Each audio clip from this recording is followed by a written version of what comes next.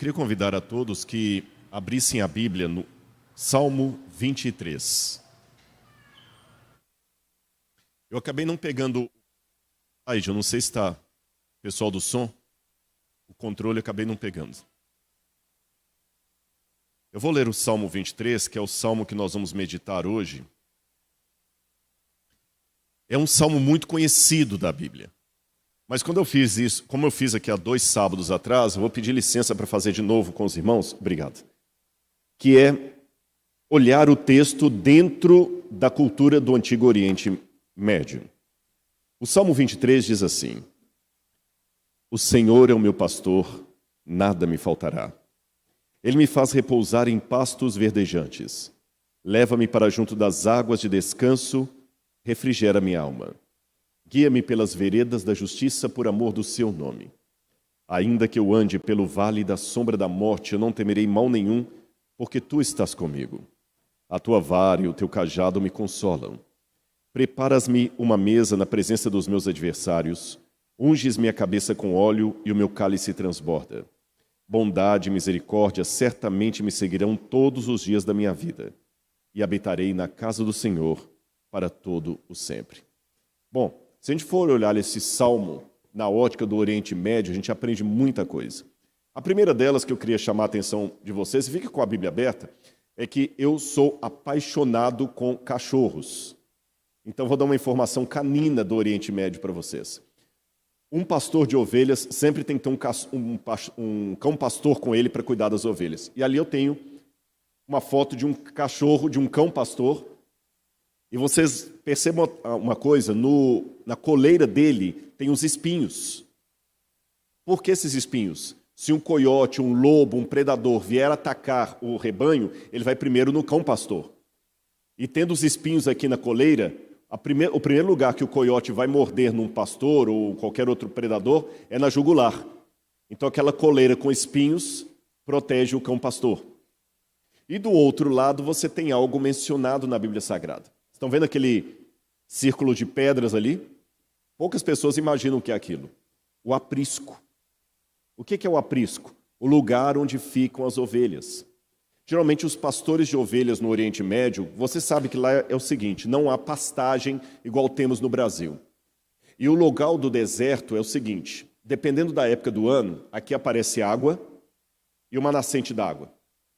Depois passa o resto do ano, não tem nada, só pedra e arbusto. Às vezes aparece água lá, aí você tem que migrar daqui para lá. Por isso que os beduínos eram nômades, por isso que Abraão era nômade, porque você tem que seguir o circuito da água. A água aparece aqui, depois ela desaparece. Não adianta você ficar aqui com o acampamento, não tem água para beber, aí você tem que ir para lá. Então eles sempre acampavam. Por isso que o povo de Israel morava em tendas. E nesta questão de acampar e levar o rebanho consigo, você fazia um pequeno cercado de pedras, que eles chamavam de aprisco, e ali as ovelhas dormiam. E às vezes, guarde essa informação aqui, o local onde havia água e graminha para as ovelhas comerem, pasto, estava 3, 4 quilômetros longe do aprisco. Então a rotina de um pastor de ovelhas no Oriente Médio todos os dias, ainda hoje, é a seguinte: você acorda bem cedo, antes do sol nascer, conta as ovelhas, um pastor tem que contar muito bem, você conta as ovelhas para não faltar nenhuma, depois começa a tocar as ovelhas. Andam 3, 4 quilômetros até o lugar da pastagem, elas passam o dia inteirinho pastando ali, bebendo a água, depois conta todo mundo no final da tarde, volta para o aprisco. Agora, olha que interessante o aprisco ali, como falei com vocês. Por que faz daquele jeito? Porque à noite todo mundo tem que dormir e é uma maneira de proteger as ovelhas. Sabe o que alguns pastores fazem às vezes? Como vocês veem, o aprisco não é muito alto. Ele coloca aqui em cima daquela paredinha vários arbustos e gravetos com espinho para que nenhum predador pudesse pular. Agora vocês notaram que só tem uma entrada no aprisco aqui na frente? Ali era a porta, mas não tem uma porta mesmo. Onde é que o pastor dormia? O que vocês acham? Na porta. E o pastor que fazia às vezes de porta do aprisco. É por isso que Jesus contou, aqui nós temos um outro exemplo de aprisco, esse aqui é um aprisco típico da época de inverno. Vocês estão vendo que tem uma pequena caverna ali no fundo? Então o que acontece? Aqui tem a porta, o pastor dorme aqui, as ovelhas ficam todas aí dentro, e na época do inverno elas podem aglomerar-se. Ali não tem problema, ficam protegidas contra o frio. Agora, Jesus certa vez falou uma coisa interessante no Evangelho de João. João capítulo 10, versículo 7. Eu sou a porta das ovelhas. Por que Jesus usou essa expressão idiomática, eu sou a porta das ovelhas?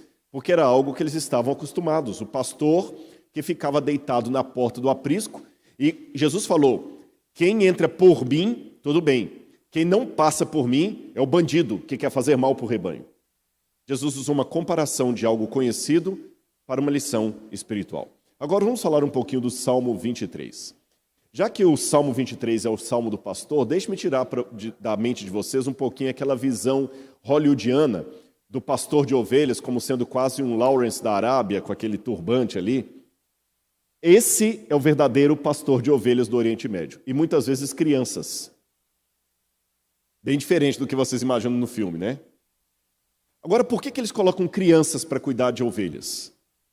Olha que curioso. A ovelha é um tipo de animal que ela não acostuma com outro dono, senão o dono dela. Se eu tiver um rebanho de ovelhas e devo dinheiro para o seu Antônio, eu falo, Antônio, eu não tenho dinheiro para te pagar, mas faz o seguinte, eu vou tirar umas 10 ovelhas aqui e vou te dar. Ele não vai aceitar, a menos que ele seja açougueiro. Porque se ele for pastor de ovelhas, sabe o que vai acontecer? As 10 ovelhas que eu passar para ele, elas não vão acostumar com ele. Elas vão definhar, vão morrer de depressão, saudade do dono anterior. Porque elas acostumaram com o meu cheiro, com a minha voz, elas não acostumam com outro dono. Só tem um jeito da ovelha passar de um dono para outro. É quando você coloca desde criança um menino ou uma menina para poder cuidar do rebanho com você. Aí o menino vai crescendo ali com as ovelhas, elas vão acostumando com o cheiro da criança. Se o adulto precisa se ausentar, aí tem a criança. Por isso você vê muito no Oriente Médio crianças cuidando de ovelhas. E uma coisa que chama atenção é que elas têm uma vida muito rústica ali no deserto. O deserto, gente, humilha qualquer um. Qualquer um. É no deserto que você vê realmente quem você é e como você é necessitado.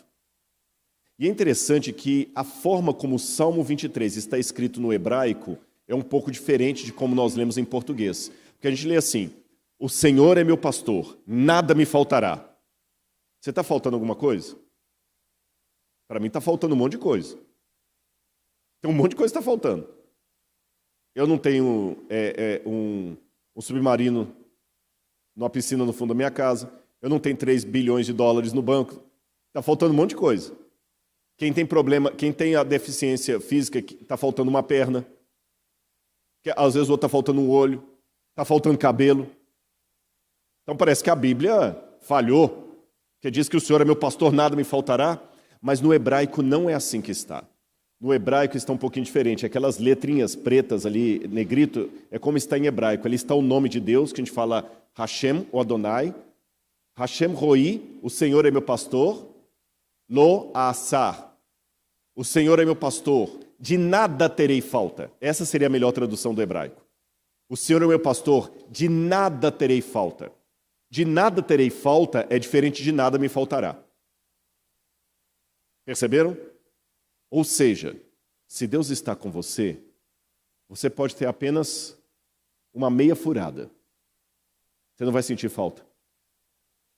O pouco que você tiver vai ser muito com Deus. É por isso que eu aproveito até esse momento, você que está assistindo de casa, e quero agradecer muito, muito a equipe do Mutirão de Natal. Eu participei disso aqui há 2 sábados. Fizemos aqui alguns leilões. Porque sabendo, a moedinha foi a que foi mais leiloada, nós doamos uma moeda aqui, alguém arrematou aqui, e estou sabendo que vocês estão com a meta. Muito obrigado ao apoio da igreja. O Sérgio e a Marli não estão conosco hoje, eu acho que estão no Rio Grande do Sul, no sul do país. Mando meu abraço para eles se estiverem assistindo esse sermão também. E agradeço a toda a equipe aqui da Igreja de Botafogo, que sempre foi uma igreja muito unida nisso. Foi um prazer, mas eu sei que o mutirão não acabou ainda, né? Então temos que atingir a meta, tá bom? E quando atingir a meta, vamos dobrar a meta. Essas piadas agora ficam tão perigosas. Bom, continuando, vamos falar do pastor de ovelhas. Uma coisa que me chamou a atenção vendo pastores no Oriente Médio é que eles têm uma mistura de rudeza com delicadeza. Às vezes você vê um pastor de ovelha, porque são rudes mesmo, é gente do deserto. Eles não são assim maleáveis, não. Você vê, às vezes, um pegando um pedaço de pau e batendo na cabeça de uma ovelha. Mas, ao mesmo tempo, você vê o camarada com carinho, porque a ovelha, como eu falei com vocês, ela parece muito com o ser humano. Porque, olha, por exemplo, lembra que eu falei que, às vezes, como é que é o nome do cercadinho de pedras mesmo? Aprisco. E eu falei que, às vezes, entre o aprisco e o lugar das graminhas e da água, tinha 3, 4 quilômetros de distância. Então, imagina que o pastor acorda e leva o rebanho 3, 4 quilômetros. Dá trabalho. No deserto, você fica cansado. Quando as ovelhas chegam cansadas lá, se a água for muito corrente e a ovelha se assustar com o barulho da água, ela não bebe, Beto. Ela morre de sede do lado, mas não bebe. Parece com um ser humano. Pobre garota rica. Sabe, tem tudo ali do lado, mas não estica para beber. Se às vezes a água está suja, ela não bebe. E eu vou mostrar para você o que o pastor de ovelhas faz. A primeira coisa que chama atenção é que quando fala assim, ele me faz repousar em pastos verdejantes, você imagina isso aí, não é? É assim ou não? O Senhor é meu pastor, de nada terei falta. Ele me faz repousar em pastos verdejantes. Ah, que bonitinho. Só que isso aqui é o pasto verdejante do Photoshop. Posso mostrar o pasto verdejante de Israel? Esse é o pasto verdejante. Choca, não choca? Vocês estavam esperando que era isso aqui, né? Historinha das crianças conta assim, a ovelhinha que o pastor levou para o pasto verdejante. Aí o arqueólogo vem e destrói seus sonhos. Esse é o pasto verdejante. Agora vocês entenderam o que eu falei? Que o início do Salmo, o Senhor é o meu pastor, de nada terei falta, tem mais sentido? Porque aquilo ali não é um banquete. Mas se a ovelha está com o pastor, é assim que Davi cuidava das ovelhas. Está tudo bem. Era esse o pasto verdejante. Olha aqui, quanto pasto verdejante, olha só. E eu disse questão da água, que às vezes a ovelha assusta, não bebe a água. Olha as águas de descanso como é que são. Às vezes são águas barrentas. Porque a água aparece no deserto num lugar desse, ela fica aí às vezes um mês e meio, depois ela desaparece e ela aparece no outro canto do deserto, obrigando o pastor com o rebanho a migrar. Às vezes a distância do aprisco para o lugar de pastagem, 3, 4 quilômetros, às vezes viram 10. Às vezes as situações que o pastor tem que ficar acampado lá perto, que não dá para voltar. Lembra que Davi, quando foi ungido como rei de Israel, ele nem estava com os irmãos em casa, ele estava num lugar bem longínquo. Agora, olha a paciência do pastor quando a ovelha não quer beber a água. Tem lugares no deserto que eles fazem um poço, às vezes de 20 metros, 30 metros de fundura. Aí uma coisa que eu sei que vai chocar vocês, o pastor bebe a mesma água que a ovelha bebe. Está vendo a ovelha colocando a carinha ali? Porque ele tira a água do poço, joga nessa pequena bacia de pedra ali, a ovelha vem e bebe, o pastor também vem e bebe. Mesma coisa. Aí eu falei com vocês que às vezes eles são meio rudes. Lembra que eu falei da menininha que bate? Olha lá, ela tá metendo a marreta na cabeça da marreta, o pedaço de pau ali na cabeça da ovelhinha, mas ao mesmo tempo, olha a paciência. A ovelha, lembra que eu falei que às vezes a ovelha não bebe a água porque ela está com medo? O pastor vem com a mão e leva até a boquinha da ovelha para beber. Essa foto aí me chamou muito a atenção. O pastor pegou uma garrafa PET, encheu de água e deu na boca da ovelhinha como se fosse uma mamadeira. Porque, com certeza, por alguma razão, ela não quis beber a água do poço ali, a água que minou ali na terra. Ela não quis beber, para ela não morrer de sede, ele vai e dá de mamadeira para ela. E com um detalhe, para você essa garrafa PET é lixo, para ele é o cantil dele. Porque, gente, no deserto não tem água, tem até uma história, essa história é verdadeira. Sabe aquele famoso Sir Lawrence da Arábia, que era um espião e tudo mais? Tem uma história real que uma vez ele levou um sheik à Inglaterra, para visitar a Inglaterra. E quando o sheik estava indo embora, ele falou assim, olha, sheik, a gente quer dar um presente para o senhor. O sheik tinha dinheiro, era um sheik do deserto. O que o senhor quer levar daqui? Sabe o que o sheik pediu? Uma torneira. Ele pensava que a torneira é só você abrir que a água estava na torneira. Então ele queria levar uma torneira para levar para não ter que buscar água de tão longe. Então, muitas vezes no deserto, já aconteceu comigo, às vezes eu estava com a água assim, dá um pouquinho de sua água, eles pegam, lá, toma. Na época do Covid é uma maravilha isso, né? E ele bebe naquela mesma garrafa PET ali. Eu sei que para você, fala assim, ai que nojo, é verdade. Mas, por outro lado, olha que amor. Ainda que eu ande pelo vale da sombra da morte, não temerei mal nenhum. O vale da sombra da morte é o Wad Kilt. Wad Kilt é um vale que fica entre Jerusalém e Jericó. É esse vale aí, ó. Por que ele é chamado de vale da sombra da morte? Pena que o laser não funciona aqui, mas talvez o pessoal do som pode me ajudar. Vocês têm como colocar aquele mouse aí, não tem? Ó, exatamente, aí ó, a estradinha. Estão vendo essa estradinha? Onde o mouse está ali, é um homem andando, ó. Estão vendo? Tem um homem aí, ó. Então, às vezes, você tinha que passar com as ovelhas nesse lugar aí. Por isso que é chamado de Vale da Sombra da Morte. Porque se você cai ali, é um abraço. E o interessante é que a ovelha é um animal que tem muito medo. Muito medo. E pena que eu perdi uma foto que tinha, já procurei no computador, não achei, mas vocês vão imaginar. Eu tenho uma foto, que não sei onde está, de ovelhas passando por aí em fila indiana. É incrível, gente, é incrível. O pastor, ele faz uns gestos lá, uns sons estranhos com a boca,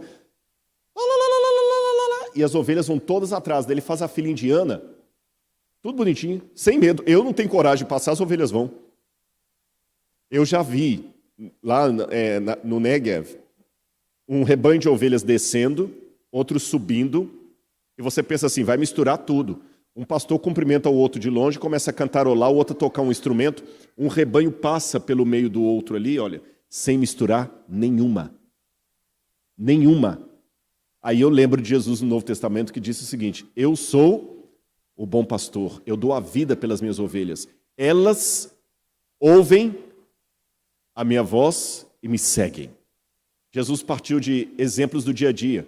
Uma outra foto antiga lá do Vale da Sombra da Morte, as ovelhas todas passando ali. E novamente o Vale da Sombra da Morte. Por que a Bíblia fala que ele não temerá mal nenhum? Ele fala o seguinte, ainda que eu ande pelo Vale da Sombra da Morte, não temerei mal nenhum, porque tu estás comigo. E fala, a tua vara e o teu cajado me consolam. Peraí, isso aqui dá um nó. Sabe por quê? Se ele falasse assim, ainda que eu ande pelo Vale da Sombra da Morte, não temerei mal nenhum, porque o Senhor está comigo, tudo bem. Mas ele fala, a tua vara e o teu cajado me consolam. Sabe por que é complicado? Eu vou falar com vocês por quê. A primeira coisa que me chama a atenção, como eu havia dito, as ovelhas são muito medrosas, certo? Mas se o pastor está com elas, parece que elas perdem o medo.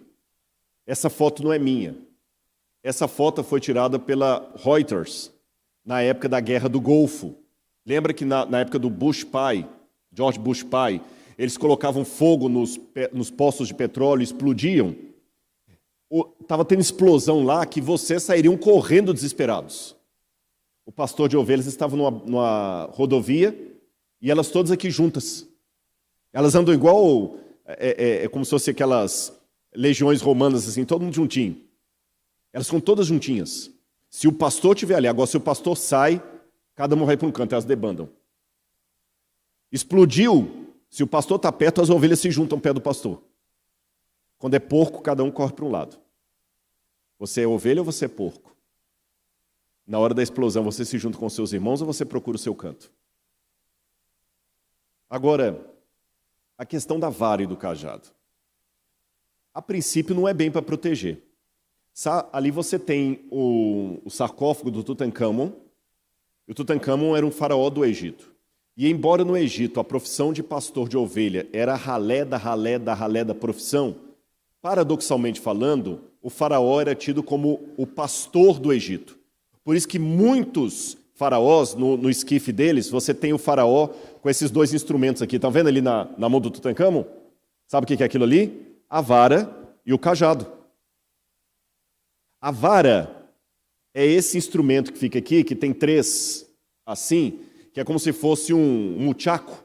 É para bater na ovelha. É para bater. Aquilo ali é para bater na ovelha. Se ela sai fora do canto, você bate com aquilo ali nela. E o cajado, se a ovelha cai num buraco, você vai passar o cajado por ela, igual você passa um cabo de guarda-chuva por aqui e vai puxando. A tua vara e o teu cajado me consolam. Mas agora, como é que eu posso consolar você com o instrumento que eu bato em você? É curioso que se algum inimigo vier contra as ovelhas, o mesmo muchaco que o pastor usa para bater na ovelha, ele usa para defender o rebanho. A mesma vara. Mas Deus pode me consolar machucando? Bom, às vezes sim. Nós vivemos hoje numa época em que é proibido proibir. Que ninguém mais pode castigar, não pode punir. Deus não castiga, Deus não pune. Essas coisinhas que vão sendo ditas por aí, que não são bíblicas. Podem ser politicamente corretas, mas não são bíblicas. Deus fala na Bíblia, eu castigo e repreendo a quem eu amo. E muitas vezes na vida eu só cresci com aqueles que me puniram. Eu vou contar uma historinha para vocês. Na época de Israel, quando Israel estava em guerra com o Egito, que eles tomaram a península do Sinai, em 1976, muitos pastores de ovelhas ficavam ali na península do Sinai e também no Negev.